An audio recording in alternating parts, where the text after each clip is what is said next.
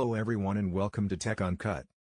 Today we're going to see a very interesting fact of tech rivalry. So, let's begin.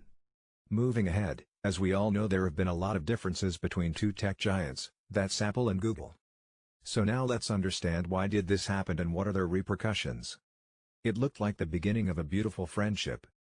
Few years ago, Eric E. Schmidt, the chief executive of Google, jogged onto a San Francisco stage to shake hands with Steve Jobs, Apple's co-founder, to help him unveil a transformational wonder gadget. Google and Apple had worked together to bring Google's search and mapping services to the iPhone, the executives told the audience, and Mr. Schmidt joked that the collaboration was so close that the two men should simply merge their companies and call them Apple.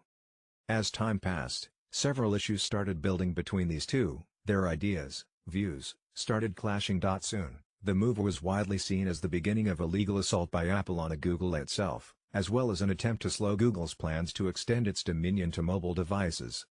Google wanted smartphones to have open platforms so that users can freely roam the web for apps that work on many devices. On the other hand, Apple believes that devices like smartphones and tablets should have tightly controlled. Customers should take advantage of services on those gadgets with applications downloaded from Apple's own App Store.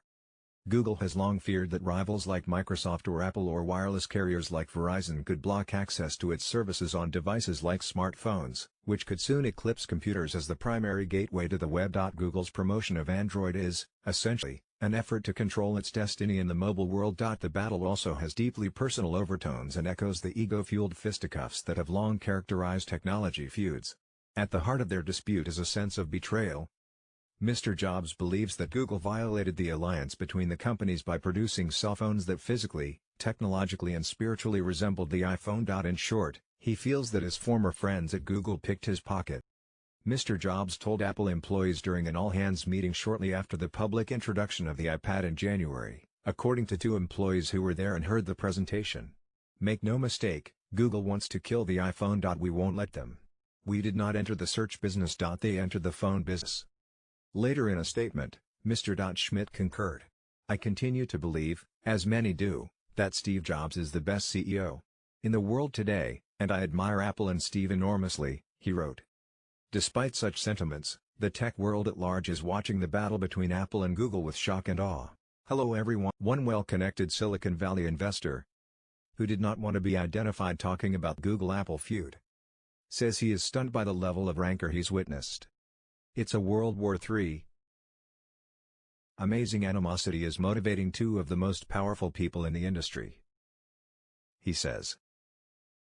"This is emotional. This is the biggest ego battle in history. It's incendiary." The fight features two Valley veterans whose styles couldn't be more different. Mr. Schmidt is a brainy technologist turned executive. He is measured and professorial in public, but takes pride in being tough.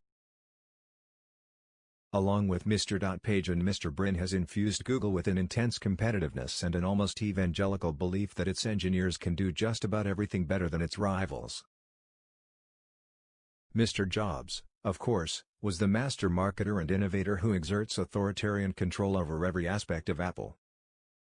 Mr. Schmidt and Mr. Jobs were never close friends, but they dined together on several occasions, and used to talk about creating ventures and different ideas. When Apple began selling the iPhone in 2007, Google was already quietly ramping up efforts to develop Android, its own smartphone operating system. Years earlier, Google had acquired a startup that was developing Android. At the time, the move was largely aimed at Microsoft and meant to ensure that it didn't wind up controlling the market for mobile devices. But when Microsoft faltered in the emerging smartphone market, and other companies like Research in Motion and then Apple began to dominate instead, Google continued to push ahead with Android and its vision of a more open mobile phone ecosystem. As Google's plans took shape, Apple and Google executives either met in person or spoke on the phone on multiple occasions about Apple's concern about Android, executives on both sides say. Many of those meetings turned confrontational, according to people familiar with the discussions, with Mr. Jobs often accusing Google of stealing iPhone features. Google executives said that Android's features were based on long-standing ideas already circulating in the industry and that some Android prototypes predated the iPhone. At one particularly heated meeting in 2008 on Google's campus, Mr. Jobs angrily told Google executives if they deployed a version of Multi-Touch, the popular iPhone feature that allows users to control their devices with flicks of their fingers, he would sue. Two people briefed on the meeting described it as fierce and heated. Google was unfortunately entering more of Apple's core business. Then a wrestling match began on the acquisition front. Now, recently Apple and Google are both fighting antitrust battles right now that could potentially reshape the digital landscape as we know it. One well-connected U.S. Department of Justice sued Google few weeks ago for alleged antitrust violations following a 16-month investigation practices of big tech companies.